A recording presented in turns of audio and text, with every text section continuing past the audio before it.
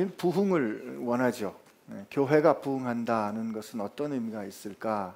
우리 분명히 해야 할 것입니다. 우리는 그동안 베이직 교회 공동체를 이루어오면서 우리가 곧 교회라 했습니다. 하나님께서 피로 값주어 사신 사람이 교회입니다. 그러므로 교회가 부흥한다는 것은 그 하나님께서 빚으신 사람들이 든든히 세워진다는 거예요. 오늘 이제 바울의 1차 전도여행, 아시아로 가는 1차 전도여행이 끝나고 드디어 이 복음의 역사는, 전진은 유럽을 향해 나가는 대전진이 일어납니다. 큰 국면의 전환이 일어나거든요. 근데 그 국면의 전환이 일어나는 이때 이 말씀은, 특히 오늘 읽은 그 디모데를 세우는 말씀의 첫 부분은 부흥이 무엇인가, 그리고 우리 인생에 꼭 남아 있어야 하는, 반드시 지켜내야 하는 부흥이 무엇인지를 생각하게 합니다.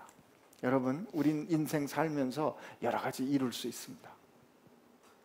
부를 이룰 수도 있고요, 명예를 이룰 수도 있고요, 세상에서 그렇습니다. 이름을 얻을 수도 있어요. 그러나 풀은 마르고 꽃은 시들게 돼 있어요.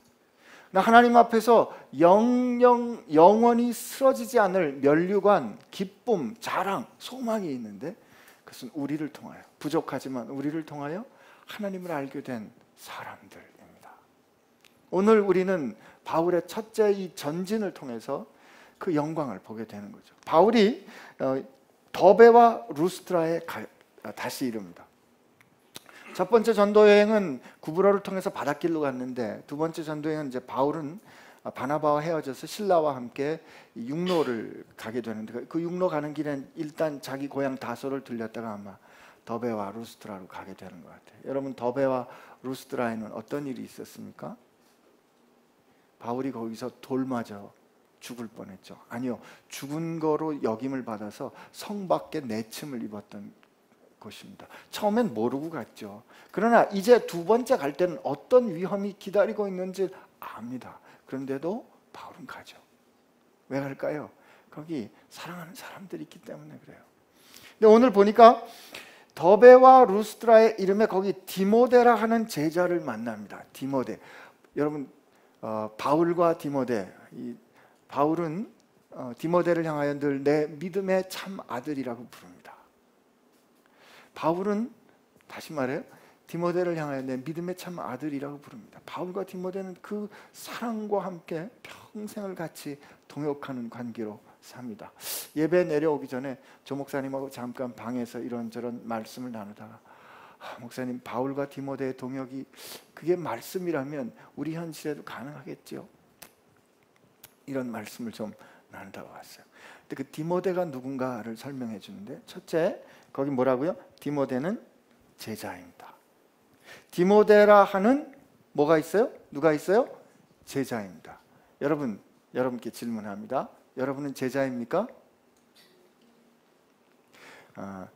여러분은 제자이고 싶으십니까?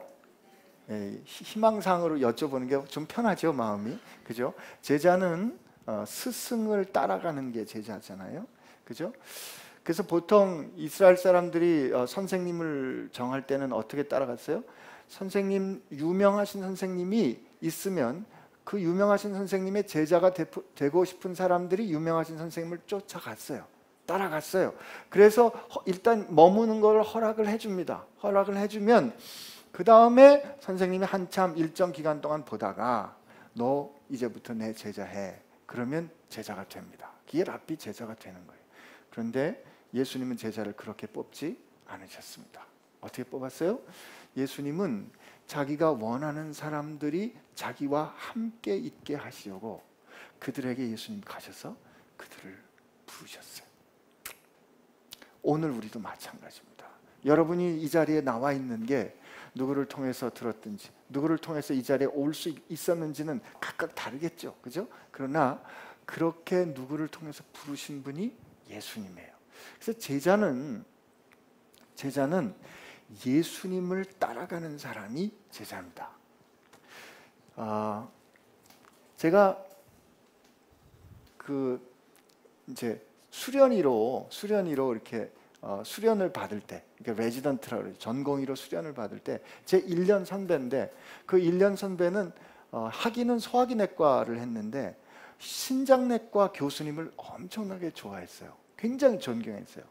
그런데 그 신장내과 교수님이 은퇴하셨는데 꼭 회진을 도시면은 습관이 이렇게 이 뒷짐을 지고 이제 가시다가 이렇게 차트 앞에 서시면 꼭 이렇게 손을 마주 포개는 그런 습관이 있어요. 이렇게 포개다가 지금은 이제 그렇게 안 합니다만 그때는 이제 종이 차트니까 차트를 열고 요걸 이렇게 하면서 이 환자 이게 어떻게 된 거요? 이렇게 물어봅니다. 그런데요, 제가 그 신장내과 실습을 도는데 제 1년 위 레지던트 선생님이 그 선생님을 좋아했거든요. 저녁에 그 선생님 없이 회진을 돌면 이 선생님이 뒷짐을 딱 칩니다. 그리고 이렇게 하는 거예요. 자기도 모르게. 그리고 나한테 사랑하고 흠모하면 닮아가게 돼 있어요. 그러니까 제자란 예수님을 따르는 사람들이 제자예요. 여러분과 나를 주님은 제자 되기를 원하십니다. 그 말은 무슨 뜻인가 하면 여러분과 내가 예수님 따라가는 사람, 예수님 닮아가는 사람 되기를 원하는 거예요. 베이직 교회, 이 좋은 교회 교인인 게 중요한 거 아닙니다. 이거 중요해요. 대한예수교 장로회 이거 중요해요. 그러나 그 모든 것보다 제일 중요한 것은 예수님을 사랑하고 예수님을 따라가고 그분을 닮아가는 거 아닙니까? 그분이 말하는 것처럼 말하고 그분이 걸어가는 것처럼 걸어가고. 참 예수님 다양하실 것 같아요, 그죠? 그리고 그분이 일하시는 것처럼 일하는 모습 말이죠. 그런데 이 사람 보니까 그 어머니는 믿는 유대 여자고 아버지는 헬라인이었대요. 이 얘기 조금 이따 하고요. 근데 디모데는 루스드라와 이고니온에 있는 형제들에게 칭찬받는 자였대요. 나는 여러분들이 그리고 제가 이렇게 칭찬받는 사람 되기를 축복합니다. 제가 지금 축복했는데 오랜만이라 대답 잘 안 하시는 거예요? 오랜만이죠? 네. 나는 여러분과 제가 이렇게 칭찬받는 사람 되기를 축복합니다. 이게 제자라면 제자답다 이거예요. 제자라면 제자다움이 있어야 되는 거예요. 근데 이 제자다움을 데살로니가 전서에서 참 재미나게 정리해 주는데, 데살로니가 전서에서 예수님을 믿는 회심이란 우상을 버리고 사시고 참되신 하나님께 돌아와 그분을 섬기며 다시 오실 예수님을 기다리는 사람을 제자라고 하는데, 그 사람들이 일상의 삶에서 어떻게 사는가를 데살로니가 전서 4장에 이렇게 설명해 줘요. 제가 그냥 읽어 드릴게요. 데살로니가 전서 4장에 이렇게 되어 있습니다. 4장 10절에 너희가 온 마게도냐 온 형제에 대하여 과연 이것을 행하도다. 형제들아 권하노니 더욱 그렇게 하고. 이게 좀 궁금하죠. 더욱 그렇게, 뭐가 어떻게 행하는가 하면, 또 내가 너에게 명한 것 같이 조용히 자기 일을 하고 너희 손으로 일하기를 힘쓰라. 이는 외인에 대하여 단정히 행하고 또한 아무 궁핍함이 없게 하려 함이라. 이 영어 번역이 조금 더 이 뜻을 정확하게 전달해 주는데, in this way, in this way, 이렇게 여러분은 이런 방법으로 you will live a decent life, 고상한 삶을 사는 거예요. 근데 before outsiders, outsider라는 말은 여기는 형제들에게 칭찬을 받는다 그랬지만, 예수 믿는 사람이 예수 믿는 사람 다움이란, 제자가 제자 다움이란, 제자 믿지 않는 사람들이 볼 때에 참 고상한 거예요. 여러분, 우리가 그렇게 되지 않더라 그래도, 우리 삶이 현재 아직 그렇지 못하다 그래도 이게 우리 삶이어야 한다는 건 우리 인정할 줄 아는 지혜가 있어야 돼요. 좋은 거잖아요. 이게 멋지잖아요. 이렇게 사는 삶 참 흠모할 만하잖아요. 이게 제자다움이에요. 근데 디모데가 그랬다는 거죠. 참 그거 보면 디모데 괜찮은 사람, 뽑고 싶은 사람이에요. 그런데 디모데에게 문제가 있습니다. 그 문제가 뭔가 하면, 그의 어머니는 유대인인데 그의 아버지는 헬라인이에요. 그리고 3절 말씀 우리 한번 같이 읽어봅시다. 시작. 바울이 그를 데리고 떠나고자 할새 그 지역에 있는 유대인으로 말미암아 그를 데려다가 할례를 행하니 이는 그 사람들이 그의 아버지는 헬라인인 줄 다 알미러라. 이 3절의 증언을 보니까 이 바울이 디모데를 선택해서 데리고 가기 전에 디모데는 할례를 받았다 안 받았다? 안 받은 거죠. 그죠? 그러니까 이게 좀 복잡합니다. 이게 어떤 뜻인가 하면 유대 사람들은 아버지가 유대인이든 어머니가 유대인이든 부모 중에 한 사람이 유대인이어도 그 자녀는 유대인으로 봤어요. 특별히 요즘과 같이 무슨 DNA 방법이나 이런 게 없으니까 씨가 어떤 씨인지는 모르지만 어머니가 그 태로 낳을 때 그 자녀는 어머니 자식이 분명하니까 어머니가 유대인인 경우에는 그 자식이 유대인인 게 분명했어요. 근데 디모데의 경우는 보니까 어머니가 유대인이고 아버지가 헬라인이에요. 그런데 그 말은 무슨 뜻인가 하면 디모데는 지금 유대인으로 취급을 받는 그런 형편에 있는 거예요. 근데 아버지가 헬라인이니까 이 할례를 받지 않았거든요. 근데 유대인으로 취급받는 남자가 할례를 받지 않는다? 이건 부정한 거거든요. 근데 사도 바울은 지금 이 디모데를 데리고 앞으로 우리 보면 알겠지만 유대인들이 모이는 곳에, 유대인들이 가서 모이는 회당이나 유대인들의 기도처에 디모데를 데리고 들어가야 하는데, 디모데가 유대인으로 여김을 받는데 할례를 받지 않으면 디모데는 이런저런 구설수에 오를 수 있는 거거든요. 그러니까 사도 바울은 디모데를 데려다가 할례를 줍니다. 근데 이 사도 바울의 결정을 보면 여러분이 이 말씀을 이제까지 잘 쫓아오셨다면 질문이 있어야 돼요. 근데 목사님 그거 좀 이상하지 않습니까? 우리가 15장에 그렇게 길게 우리가 한 두세 번에 걸쳐서 들었는데요. 유대로부터 내려온 유대인들이, 예루살렘으로부터 온 유대인들이 안디옥 교회에 와서 할례를 받고 모세의 율법을 따르지 않으면 구원받을 수 없다 그랬을 때 바울과 바나바가 그냥 발끈해가지고, 그죠? 갈라디아서에서 보면 내가 전한 복음 외에 다른 복음을 전하는 자들은 천사라도 저주를 받고 차라리 그런 사람들은 거세했으면 좋겠다 그래요.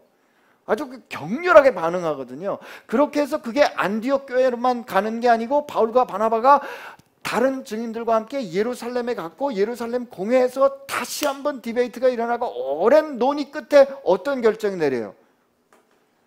이방인들에게는 다른 짐을 지우지 말고, 그죠? 다만 우상에게 목베인 것과 우상의 제물과 또 목매인 것과 피와 그리고 성적인 부정으로부터 멀리하는 그런 결정을 하게 되잖아요. 그러니까 할례는 더 이상 구원의 징표가 아니라는 결정이 내려졌는데 사도 바울은 디모데에게는 할례를 주는 거죠. 이 결정을 놓고 우리 좀 생각해 볼 필요가 있어요. 저는 어제 이 말씀을 묵상하는데 이 말씀과 이 교회의 부흥, 사람을 세운다와 함께 이 말씀이 같이 묵상이 되는데, 나는 이렇게 바울처럼 누군가를 세워주고 있는가 하는 그런 생각을, 질문을 하게 됐습니다. 여러분, 바울에게는 할례를 받고 안 받고는 더 이상 문제가 안 돼요. 구원에 이르는 조건이 아닙니다. 예수 그리스도를 믿는 믿음, 예수께서 이제 새로운 시대를 여셨기 때문에 더 이상 할례와 모세의 율법으로 이방인과 유대인이 구별되는 시간이 아니라 이제 예수 안에서 하나님은 한 새로운 백성을 창조해 가고 계시는 것을 사도 바울은 분명히 알고 있었어요. 이건 에베소서에 천명된 사실이에요. 그런데 그 사도 바울이 그럼에도 불구하고 왜 디모데에게는 할례를 줬을까?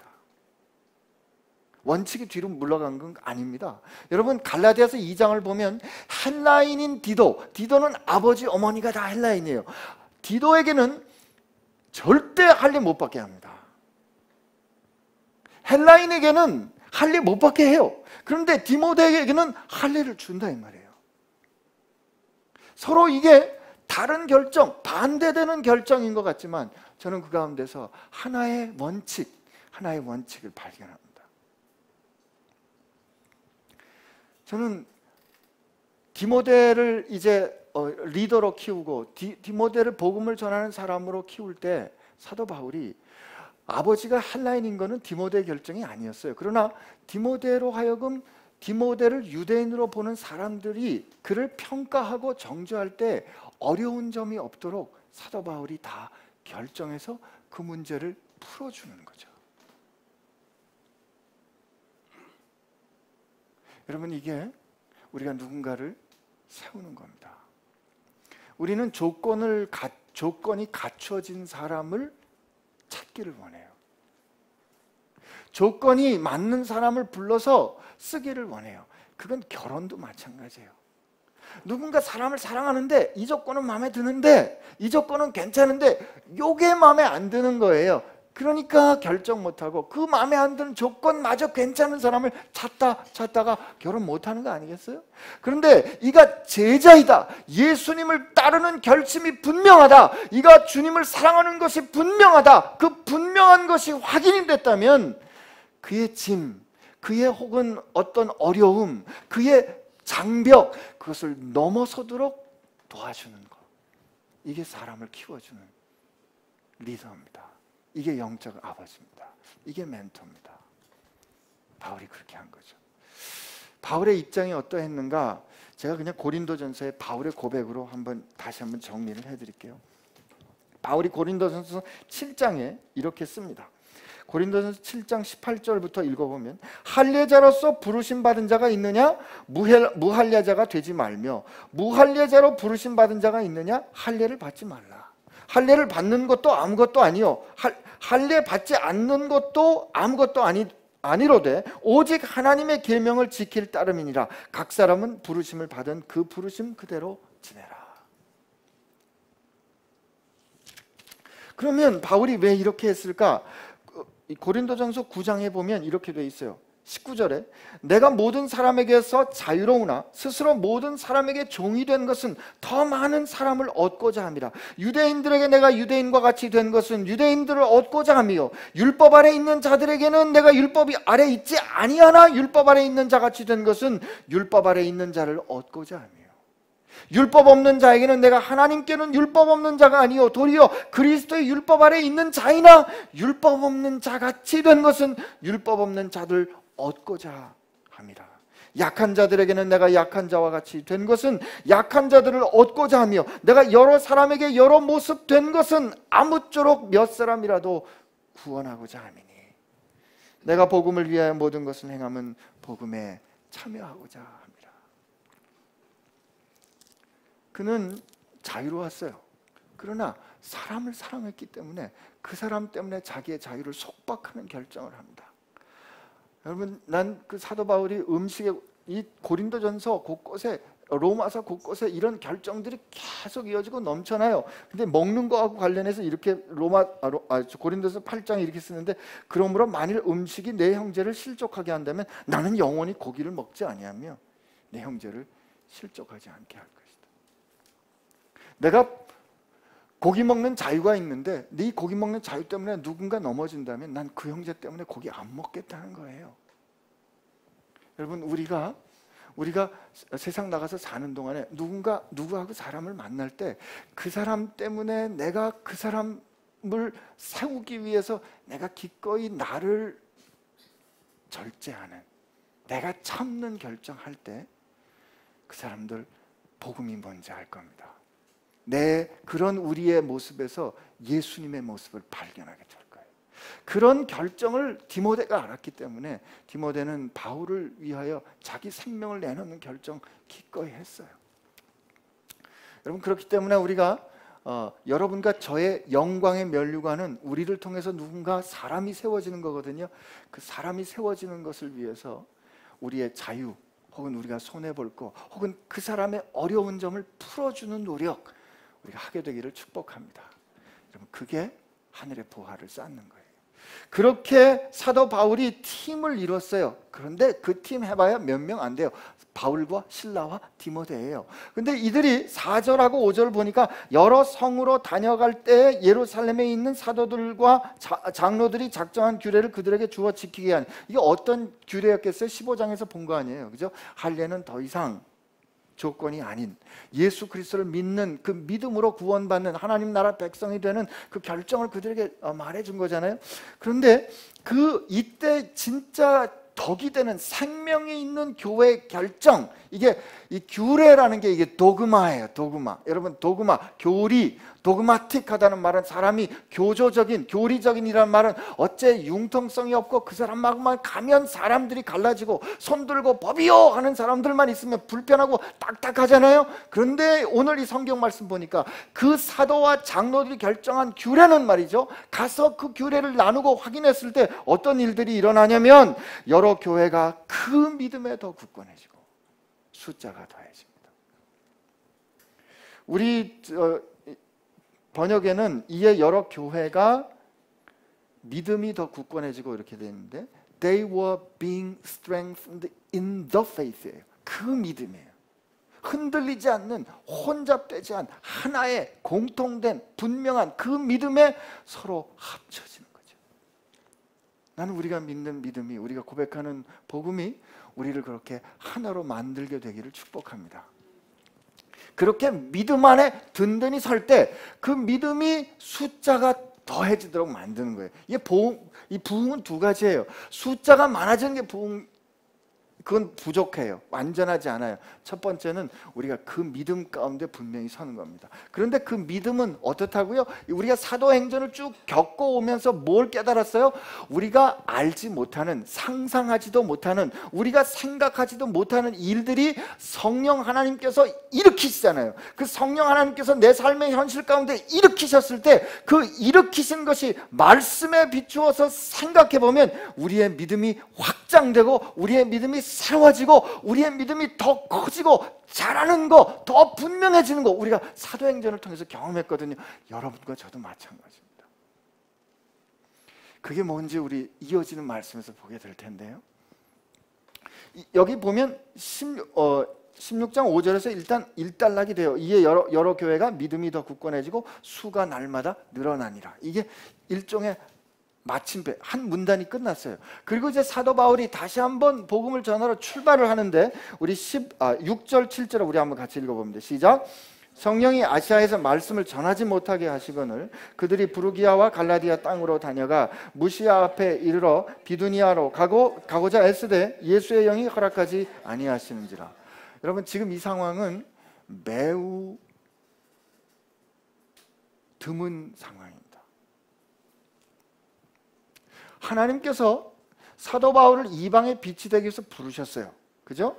이들을 복음을 전하기 위해서 성령 하나님께서 이들을 보내셨어요.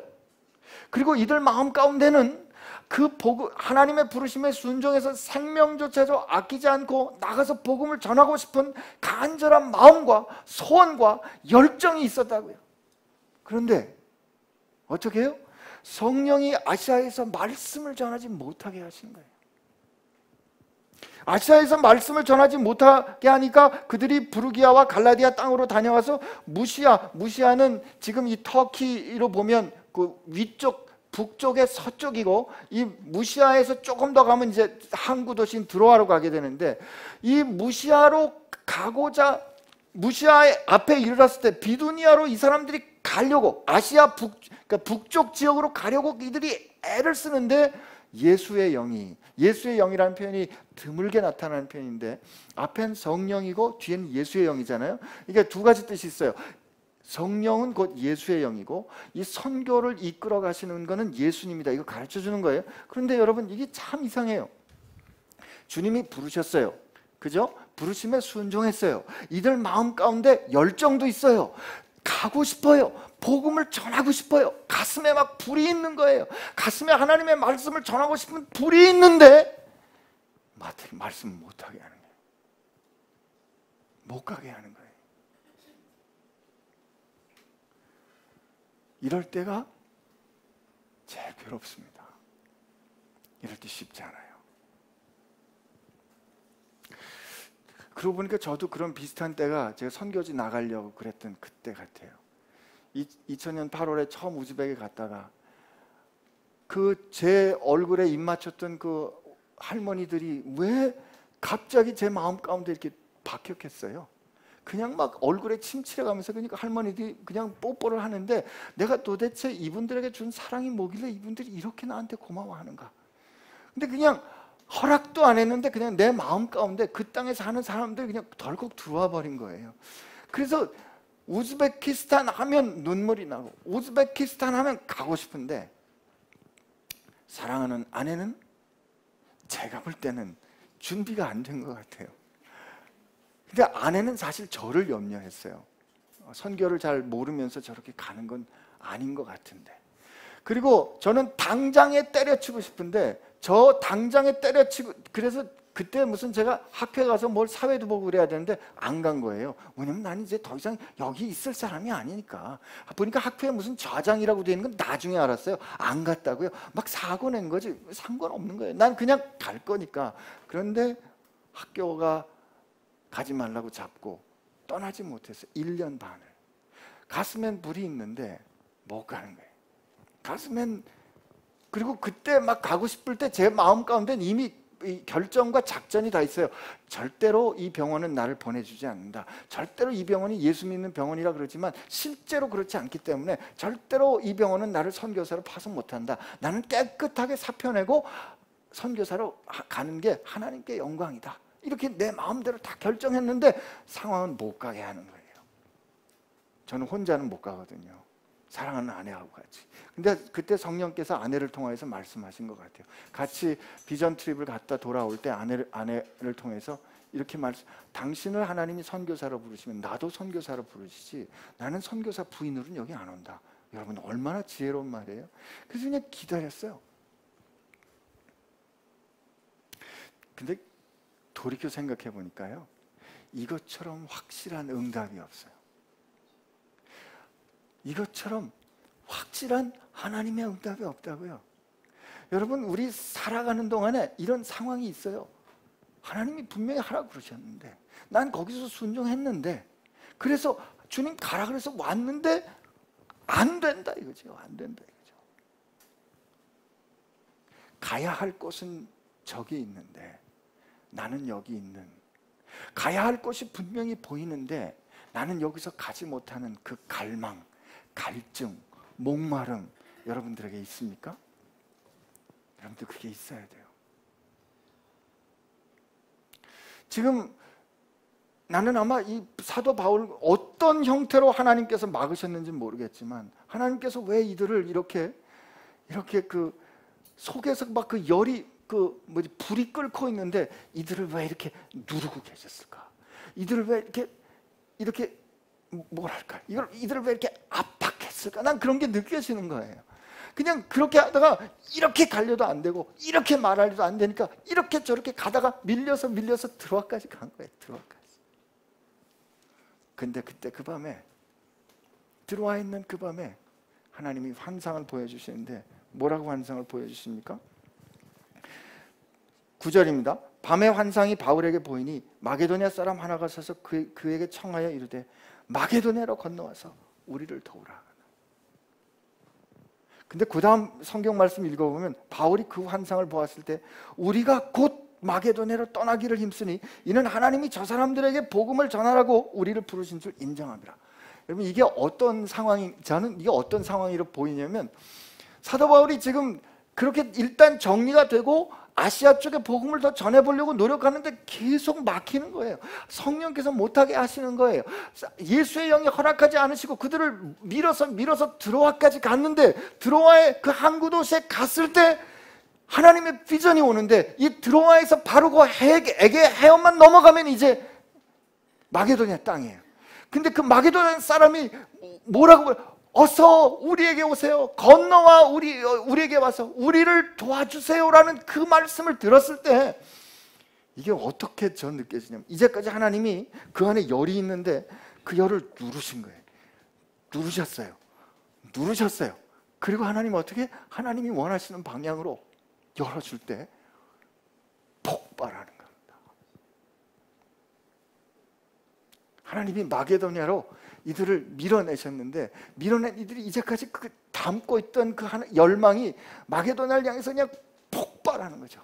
난 여러분들과 내 삶에도 그런 일이 있게 되기를 축복합니다. 여러분, 있어야 돼요. 왜냐하면 여기 마지막 말에 뭐라고 되어 있냐면 이제까지 쭉 이 말씀을 이끌어왔던 거는 3인칭이에요. 바울이 이렇게 했더라, 디모데가 이렇게 했더라. 그런데 10절 말씀에 어떻게 바뀌어요? 바울이 그 환상을 보았을 때 누구가? 우리가 곧 마게도냐로 떠나기를 힘쓰니 이는 하나님이 저 사람들에게 복음을 전하라고 누구를? 우리를 부르신 거예요. 이때 우리를 안에 누가 있었을까? 이 사도행전을 쓴 누가가 이 안에 들어있던 거예요. 여러분, 신나고 기가 막힌 일이 일어날 때 신나고 기가 막힌 그 일 안에 여러분들이 주인공으로 있어야 되죠. 그죠? 신나고 기가 막힌 일이 안신기 목사에게 일어났는데 여러분들이 그냥 안신기 목사에게 일어난 거를 구경하는 사람 될래요? 아니면 안신기 목사에게 그 신나고 기쁜 일이 일어날 때 같이 그 일의 주인공 된 사람 되고 싶으세요? 예, 이때는 답이 2번이에요. 전 답이 항상 1번이지만 이때는 답이 2번이에요. 여러분, 누가가 그 영광스러운 일에 참여했어요. 하나님께서 이끄시는 그 일에 이제 드디어 누가가 함께 참여한 거예요. 사실은 신학자들은 이걸 가지고 여러 가지 디베이트를 합니다. 논란이 있습니다. 그러나 저는 그거보다 왜 여기서 누가가 이걸 기록하는데 우리라고 말할 땐 누가가 참여했다는 뜻 아니에요. 난 여러분과 내 삶 가운데도 이런 일들이 일어나기를 원합니다. 내 마음 가운데 그런 열망과 열정과 갈등과 갈망이 있었는데 하나님께서 이렇게 행하셨어요 라고, 우리를 통해서 행하셨어요 라고 말씀할 수 있는 그 영광이 여러분들에게 있기를 축복합니다. 그런데 여러분, 이때 우리가 이제 말씀을 정리하면서 마지막 한 가지 정리해야 되는데, 여러분의 마게도냐가 어딘지를 생각하셔야 돼요.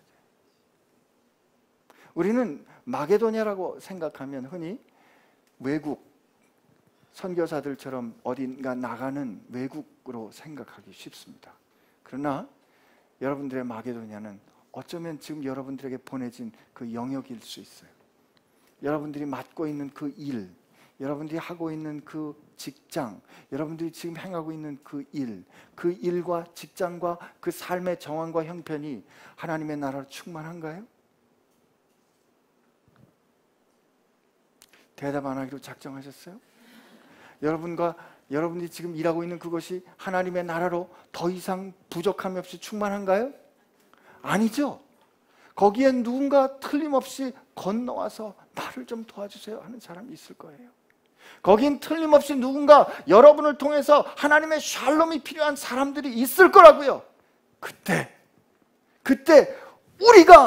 우리를 보내시는 하나님의 말씀, 그들이 살 수 있는 복된 소식을 전하는 하나님의 말씀으로 인정하고 여러분들이 즉시로 떠나기로 결심하는 여러분들 되시기를 축복합니다. 여러분은 이미 마게도냐 콜링을 듣고 있는 거예요. 와서 우리를 도우라. 와서 우리를 도우라. 저는 우리 교회가 이번에 어제 그 결정을 실행했어요. 사실 한 두세 달 전부터 고민을 하고 준비를 하고 기도하고 생각하고 하다가 어저께 드디어 실행을 했는데 695명의 성도들에게 1인당 5만 원씩 지급했습니다. 계산되는 분 상당한 큰 돈인 거 아시겠죠? 695명에게 1인당 5만 원씩 지급했어요. 우리 교회 성도들이에요. 여기 못 받으신 분 계시죠? 여러분들이 통독반에 안 들었다는 뜻이에요. 통독반에 든 약 83개인가요? 그죠? 그 통독반에 속한 695명 액티브한 멤버에게 우리가 5만 원씩 드렸어요. 이 5만 원씩 드린 이유는 이겁니다. 그걸 오병이어와 같이 주님의 시선이 머무는 곳에 어느 마게도냐에 가서 하나님의 사랑을 전하는 씨앗으로 하나님의 사랑을 폭발하는 그런 섬김으로 사용하기를 기대하고 우리가 나는 겁니다. 이게 처음 시작이고요. 이거는 우리가 교회로 존재하는 한 끊이지 않는 프로젝트가 될 겁니다. 우리 끝나고 영상을 좀 같이 보겠지만 나는 여러분들 가운데 통독반에 참여하지 못해서 이 프로젝트에 지금 그걸 우리가 이 프로젝트 이름을 시선이라 그랬거든요. 시선, 첫째 하나님의 눈길이 머무는 곳 이런 뜻에서 시선이고, 그 다음에 이 한자로 선을, 이 하나님의 선하심을 함께 베풀고 나눈다 이런 뜻의 시선이에요. 이 시선 프로젝트 첫 번째, 여러분들이 교회가 여러분들에게 5만 원씩 드리는 이 보리떡 5개, 물고기 2마리를 못 받으신 분들은 여러분들이 직접 시작해서 기도해서 준비하시길 바랍니다. 우리가 성탄절 되기 전에 중간에 점검해서 이 일을 통해서 하나님이 어떤 일을 일으키셨는지 우리 함께 보고하고 같이 나눌 겁니다. 물론 여기 몇 가지 원칙이 있어요. 우리 이름 드러내지 않을 겁니다. 우리가 이 일을 통해서 영광 받으려고 하는 것이 아니에요. 그러나 하나님께서 우리를 향해서 네가 좀 가줄래? 라고, 왜냐면 오늘 조 목사님이 그렇게 말씀하셨는데, 건너와 우리를 도우라 할 때 그들이 왜 건너오라고 했을까? 그들이 올 수 있다면 그들이 건너왔겠죠. 근데 그들이 오지 못하는 거예요. 그렇다면 누군가 그들에게 다가가야 합니다. 주님은 저 높고 높은 별을 넘어 이 낮고 낮은 땅에 우리를 위하여, 죄범한 영혼들인 우리를 위하여 인간의 몸을 입으시고 주님이 오셨잖아요. 그렇게 주님이 우리에게 다가오셨어요. 우리가 주님 앞에 가기 어려울 때 주님은 우리에게 오셨어요. 그것처럼 이제 여러분을 향하여 하나님이 부르시는 마게도냐를 향하여 여러분들이 나가게 될 겁니다. 그때 여러분, 하나님은 여러분과 함께 동역할 디모데 준비해 주실 줄로 믿기 바랍니다. 그리고 그렇게 동역할 디모데들을, 그리고 함께 동역할 사람들 만날 때 이 사람을 어떻게 세울 수 있을까를 고민해 보세요. 그 사랑 가운데, 그리고 우리를 구원해 주신 주의 은혜로 우리가 구원받는다라는 그 진리에 우리가 분명히 서면 할례를 받든지 할례를 받지 않든지 우리 안에 자유함이 우리 가운데 충만할 줄로 믿습니다. 우리 하나님 앞에 같이 기도하겠습니다.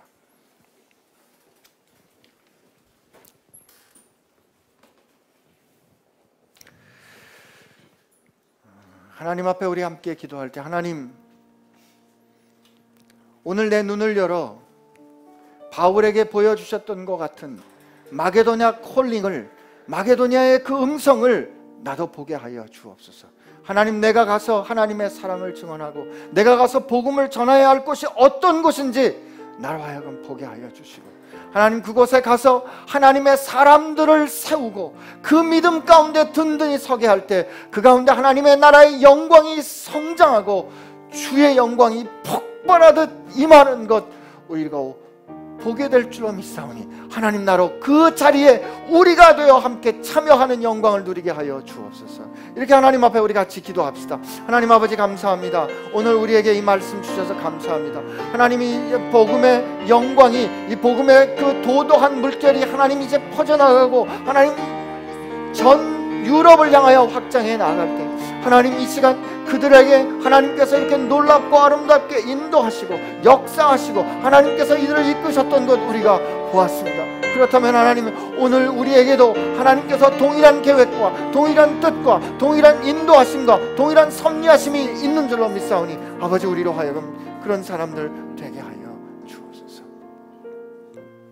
하나님, 우리가 먼저 사도 바울과 같이 복음이 무엇인지 분명히 알게 하여 주옵시고, 그 분명히 아는 복음을 의지하여 만나는 사람들에게 그 사람들을 존중하고 그 사람들이 이해할 수 있도록 그 사람들과 가까이 다가가는 우리에게 주신 그 복음을 잃지 않되 그 사람들과 같아지는 영광, 그 사랑의 영광을 오늘 우리에게 허락하여 주옵소서. 하나님, 또한 하나님 앞에 구하오니 이곳에 있는 모든 형제들 자매들 한 사람도 예외 없이 하나님께서 원하시는 마게도냐, 하나님께서 예비하신 마게도냐로 이들을 보내시는 줄로 믿사오니, 하나님, 그곳에 주께서 보내실 때 주님과 함께 우리가 같이 가서 주님이 우리와 함께 역사하셨어요. 성령님이 우리와 함께 이렇게 놀라운 일을 행하셨어요. 기쁨으로 간증하는 영광이 있게 하여 주옵소서. 한 주 살아가는 동안에 이 놀라운 역사가, 이 말씀이 우리의 현실되게 하여 주실 줄로 믿사오며 예수님의 이름으로 기도합니다.